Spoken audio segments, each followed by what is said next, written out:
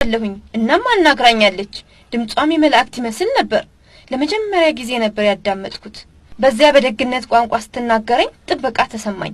እንዳለችኝም እግዚአብሔር እረኛ ነው፣ መንጋዎችንም ለጭልፊቶች አይሰጥምና ወደ ኤዲሳ እንድንሄድ ጠይቃኛለች። ኤዲሳ ያቺ ቬሮኒካ የክርስቶስን ፊት የጠረገችበት በትክክል የጥበበኛውን በረከት ማግኘት አለብን። እናም ከዚያ በአርመን የአራራት ተራራዎች ሐዋርያው ጢጦስ ወደ ሰበከበት ቦታ እንሄዳለን። እኛን ለመጠበቅ እግዚአብሔር መላእክቶችን እንደሚልክልን እርግጠኛ ነበርኩኝ።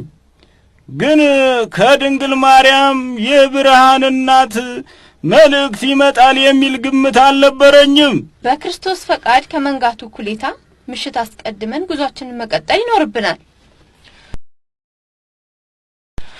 በአንድ ወቅት እንደማሰበው ከሆነ የገዢዎች ነጻነት ለግዛቲቱ ሁሉ ጥሩ እንደሚሆን ነበር። ተሳስቻለሁ። ብቻዬን ልቆጣጠረው የሚገባ አጠቃላይ መዋቅር በግዛቱ መኖር አለበት። አስተያየት እንድሰጥ ይፈቀድልኝ? ጋላሪያስ፣ አስተያየትን እንደምታውቀው ጠብቃለሁኝ። አንተ ውድ ሕጋዊ ልጄ ብቻ ሳይሆን ቀኝ እጄም ነህ። ግዛቲቱን ለማስተዳደር በአንተ ትከሻ ላይ እንዳለው ታውቃለህ። እንዳክልበት የሚኖረኝ ውስጣዊ ደንቡን ማሻሻል መቀየር ወሳኝ እንደሆነና ነገር ግን በዘመናት አስቸጋሪ ነው የሚሆነው አደጋው። አደጋ ምንድነው እርሱ? ክርስቲያኖች የክርስቶስ ተከታዮች በግዛቱ በመላ በመሰራጨታቸው ብቻ ሳይሆን በየዕለቱ በአደገኛ ሁኔታ በእጥፍ እየጨመሩ መምጣታቸው ጭምር ነው። ትክክል ነህ፣ አውቃለሁ።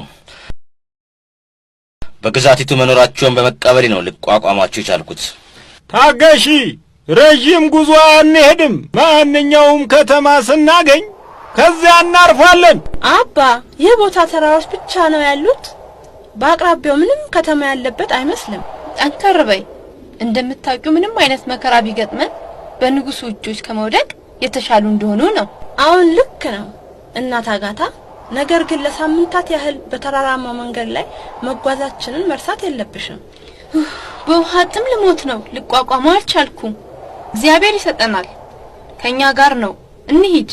ይህ እውነተኛ በእምነታችን የመጣ መከራ እንደሆነ ይሰማኛል።